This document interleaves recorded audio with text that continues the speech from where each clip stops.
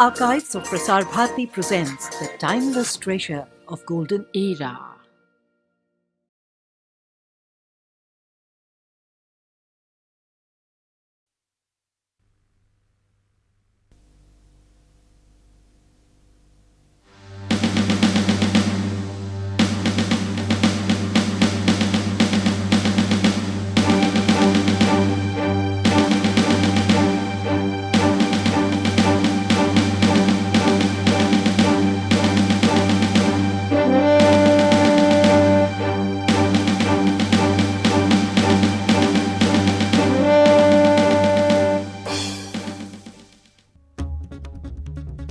The victory of Tululing turned the tide for India.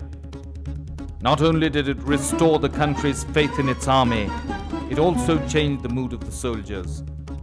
Sullen despair gave way to assurance, courage and belief. The recoveries made on Tululing gave the army its first accurate insight into the strength and motive of the enemy. The turning point in the battle came once we got the Tululing feature. That was the beginning. Till then we were working on a concept that they are 30-40 people, and if they are 30-40 people, a battalion should be able to handle the position.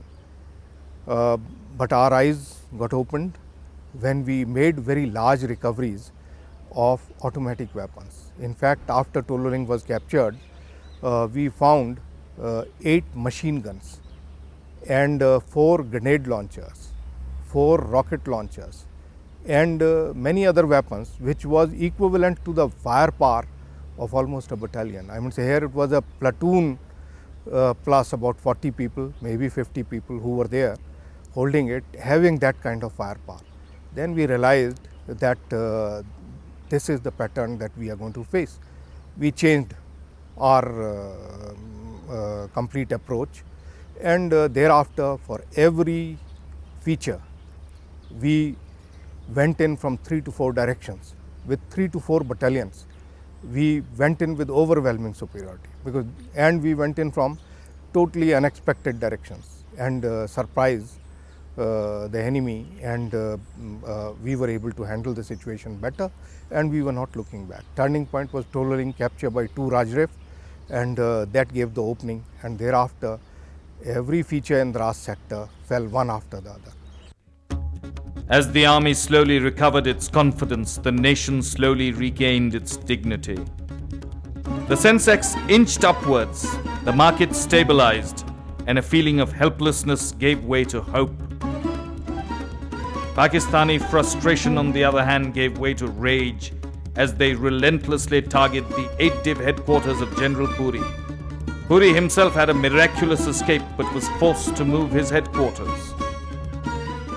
The day Tululing was captured and point 4875 we were under his observation, he gave us a tremendous amount of shelling on our Div headquarters, and we had to finally leave that place and go to another place, and there the commanding officer of my signal regiment, he was wounded. He was wounded in the legs and he had to be evacuated.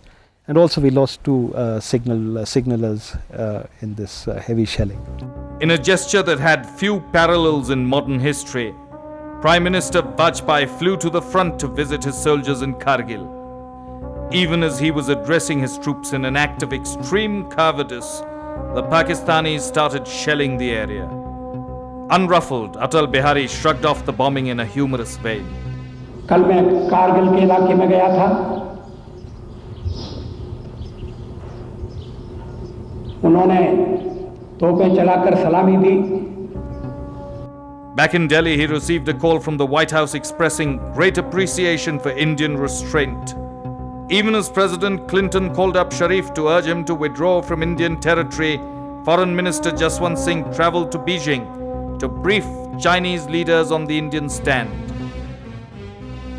In Kargil, airstrikes continued to demoralize the Pakistani forces, even with strict orders not to cross the line of control or engage the enemy in Pakistani airspace. The Air Force flew on one wing, the other strapped firmly behind. Now, as I may not have mentioned this, we were under some restrictions during these operations. We had very clear instructions that we were not to cross the line of control. This prevented us from executing the correct or the most optimum attack profiles or attack directions and restricted our attacks.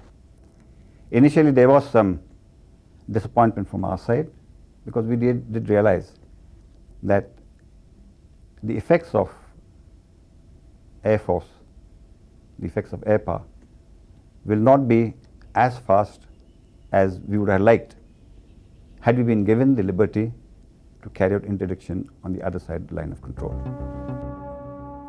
Despite these difficult conditions, the Air Force took a heavy toll on enemy morale as they blew up a large ammunition dump and encampment in Mantho Dalu. One of the targets very close to the line of control was a place called Muntho Dhalo. This was a major supply camp and a transit point for the infiltrators. This camp was almost wiped out from the surface by the Mirages. Meanwhile, the conflict in Kargil was intensifying. Its maritime dimensions were coming to a boil in the Arabian Sea. Even though the Indian Navy had performed exceedingly well in 1971, memories of a sneak Pakistani attack in Dwarka in 1965 still rankled in their memory. At that time, they had been literally caught in the wrong ocean conducting exercises around the Bay of Bengal. India's elegant Chief of Navy Admiral Sushil Kumar had made sure that his ships would seize the initiative at sea. By the end of May, his commands in the west had increased their vigil as the Coast Guard's assets had been conjoined, even as their dorniers augmented air searches. The aim was to prevent possible strikes by the Pakistani Navy. Defensive measures were implemented at all vital harbors and ports as the Eastern Fleet strike forces sailed for the west coast. Codenamed Operation Talwar, the Navy started conducting war games in the Arabian Sea. Sushil Kumar's aim was very clearly to prevent any enemy misadventure. In a tactical sense, the swift and speedy deployment of our combined Eastern and Western fleets was meant to seize the initiative at sea in a decisive manner. Our battle groups remained well poised in case the Kargil conflict escalated and should it spill over into the Arabian Sea. In a strategic sense, our Navy's combat power was aimed at the soft underbelly of Pakistan. In a manner of speaking, this is what sea power is all about. And this was really the role that the Indian Navy played during the Kargil conflict in support of our brave comrades in the Army and Air Force who were fighting on the LOC. The Admiral continued his build-up, putting the Pakistani Navy on the defensive. He parked his ships in international waters 12 nautical miles off Karachi in an extremely aggressive posture. The immediate threat was to choke the port of all oil supplies coming from the sea. The tactics of deterrence worked. The Pakistani Navy flashed messages to all its units to keep well clear of Indian ships and not to close in on any Indian Navy formations. Pakistani warships started escorting oil tankers as Pakistani ports prepared for defensive action. All this while intelligence reports confirmed the growing rift between Pakistan's Admiral Fasi Bukhari and General Parvez Musharraf. The Pakistani Navy claimed it had not been forewarned of the Kargil conflict. It also claimed it was still not getting accurate briefs. India's defense establishment, on the other hand, worked as one force. Close personal relationships between the Admiral, the Air Marshal, and the General enhanced professional competence, even as it cut through bureaucracy and red tape. With a defense minister who reached out to his forces and a prime minister who held his chiefs in great regard, the Indian establishment presented a strong, unified command structure. The much criticized Indian intelligence agencies tried to somewhat redeem themselves when they released a taped conversation between Parvez Musharraf and his chief of staff, Lieutenant General Aziz, where they both derided Prime Minister Nawaz Sharif and conspired to misinform him and the world of Pakistani motives and actions.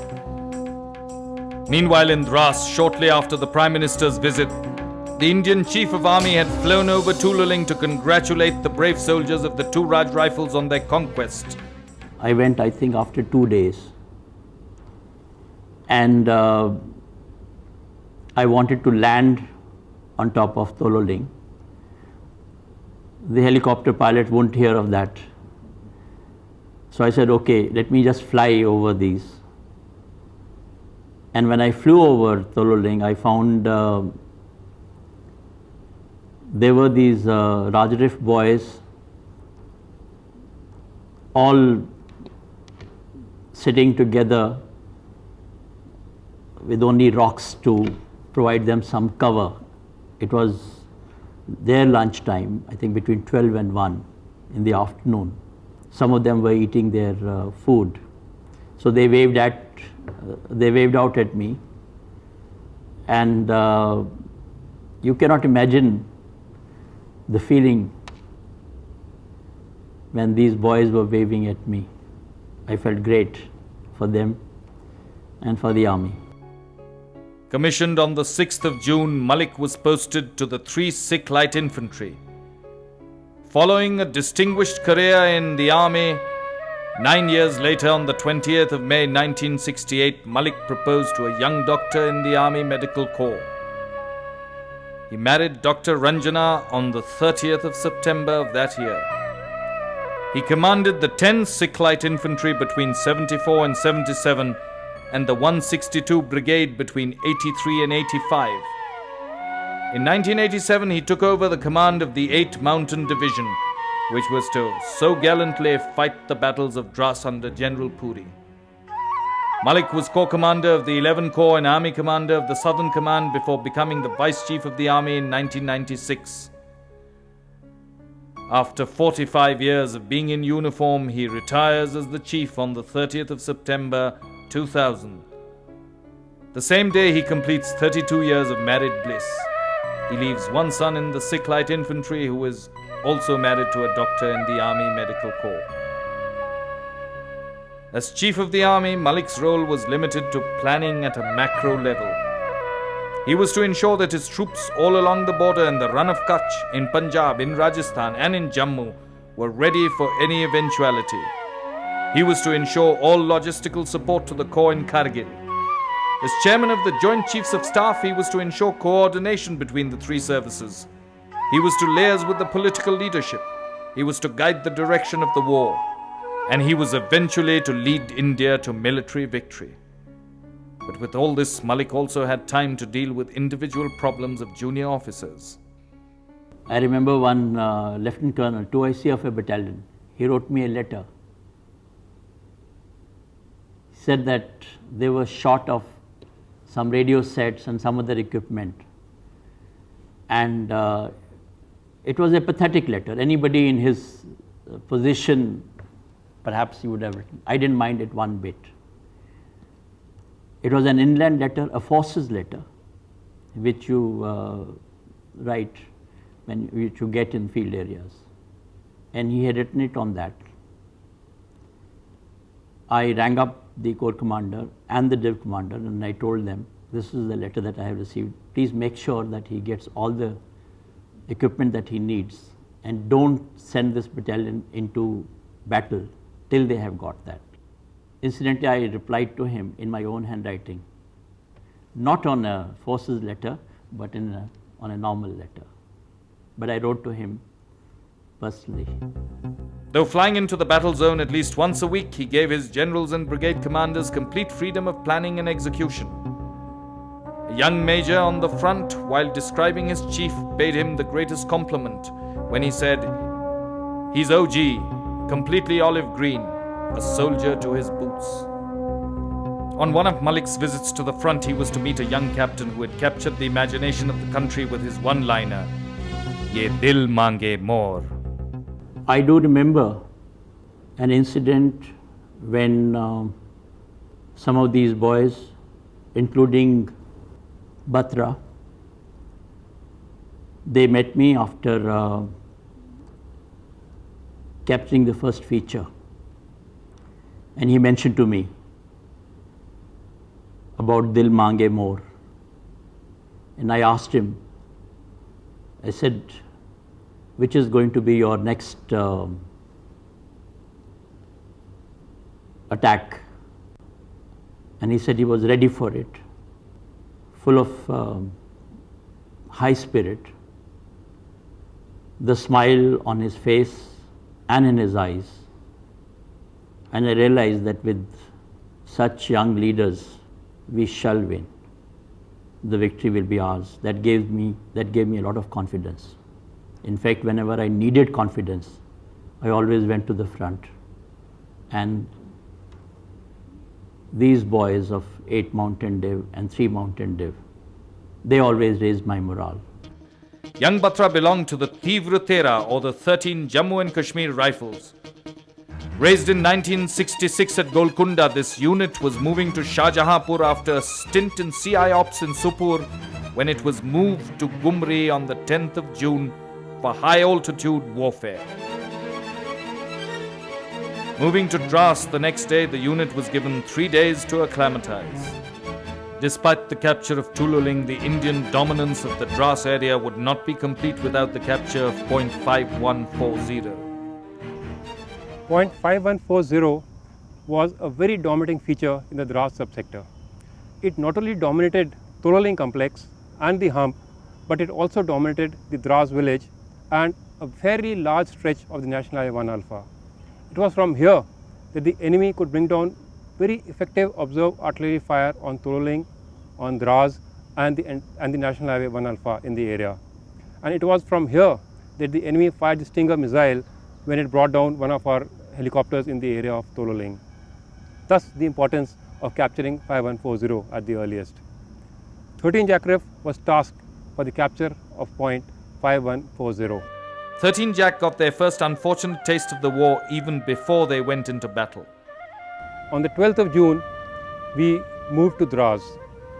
However, once we moved to Dras, there was a big problem of where to locate the battalion, since all along the National Highway 1 Alpha, from Dras, a couple of kilometers on either side, there were artillery guns located there. And we are not supposed to locate the infantry unit next to a RT gun position because of the danger of counter bombardment. With the great difficulty, we could manage to locate a place close to Dras where we concentrated. However, later we suffered some casualties in this area because at night the enemy, the own mortar position which was firing close by, moved to its alternative position and moved further close to our unit location, and because of the enemy counter bombardment, we suffered heavy casualties, including Major Ajay Jasrotia, who lost his life at the base itself while trying to evacuate casualties. After the capture of Tululing, 13 Jack moved up to the peak. 18 grenadiers had already moved to capture the areas around Tululing called the Hump. The 13 Jack cleared the base of 5140 of all enemy presence. It was here that Major Joshi, Captain Jimmy Jamwal and Captain Vikram Batra held precarious positions, waiting for final orders for the assault. The orders that came for Joshi on the 19th of June were ones that he would remember all his life. Once on Tululing top, I got a call from General Puri, who informed me that my commanding officer had been taken ill and had to be evacuated, and he promoted me and told me and gave me the command of the battalion. Things were moving very fast for Joshi. Events were overtaking themselves. Even as the two captains and their newly promoted CO were finalizing their plans, an RT shell exploded at their firm base at the Hump complex. It was here that Joshi remembers with pride the role of his unit's doctor, Dr. Rajesh Adhau. Our doctor, the RMO of the battalion, Captain Rajesh Adhau, did an excellent job during the Operation Vijay. He was full of initiative and quite a peppy character who used to move around doing things beyond what he is supposed to do. When the unit was going for the assault for 5140, he would get the companies together in a dead ground and give a big pep talk, to the extent he told the boys that I have to just touch any casualty and I can assure you that nothing will happen to him. And true to his word, till we de-inducted from there, any officer, any casualty, any Jawan he touched, he reached, did not face any problems and sailed through effectively. And he himself was moving right up, so nobody had to come back to him. The doctor was there right in front, looking after the casualties. This doctor had been a constant source of strength to his battalion. Before the start of the battle, he had gathered the assault troops, who were nearly all Dogras, and charged them up with a religious sermon.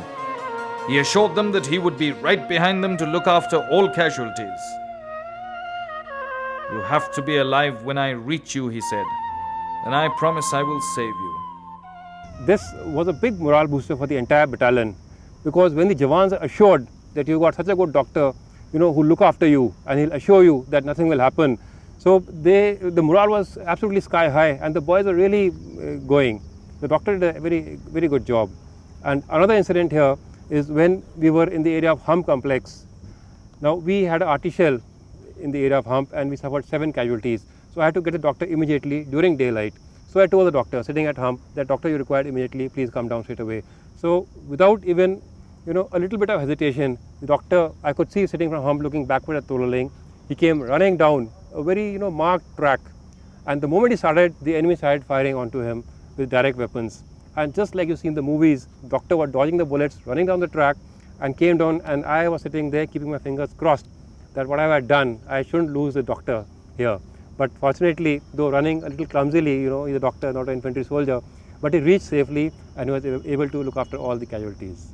Now Joshi briefed his 2 young company commanders on the details for the night's assault. They went up to Rocky Knob for a reconnaissance. Gradient from Hump complex to 0.5140 was quite steep, and the movement was very slow. So therefore, I emphasized to both the company commanders that we have to reach the top before first light, because if we are not able to reach the top before first light, then the enemy will not allow the companies to sit anywhere in between, and we'll suffer very heavy casualties. So Jamwal, who was one of the company commanders, he laughingly said, "Not to worry, in the morning before daybreak you will get the success signal." So I asked the company commander, just to pep up the morale, I said, "Okay, what would be your success signal?" I asked Jamwal. So he thought for a moment and he told me that, "Sir, my success signal would be, oh, yeah, yeah, yeah." So I said, "That's a very funny success signal. Why this?" He said, "Sir, I am ex-NDA Hunter Squadron, and there we used to have this slogan." So I said, "Okay, you carry on with that. You have your success signal as, oh, yeah, yeah, yeah." And then I asked Vikram Batra, the other company commander, that what would your success signal be? He again thought for a moment and he told me that, "Sir, my success signal will be, ye dil mange more." I said, why this success signal? So he says that, "Sir, I'll capture the bunkers in that area, and thereafter I'll look for some more bunkers, some more enemy to capture and kill." At 9 p.m., 21 batteries of the artillery opened fire on 5140, even as the 2 companies started their arduous climb. Arty fire was to continue until the 2 companies were 200 yards from the top. Jimmy Jamwal, codenamed Sangram, skirted from the left between the thumbs-up feature and 5140 to lead his Bravo company from the western side to capture the left position. Vikram Batra, codenamed Sher-Shah, started leading a frontal assault with his Delta company to eventually attack the right bunker and capture the right side of the feature. By 3 a.m., Jimmy Jamwal had blown up 3 Sangars, reaching very close to the enemy. Basketball champion Havaldar Meher lost his arm in arty shelling from the top, but his company continued the assault.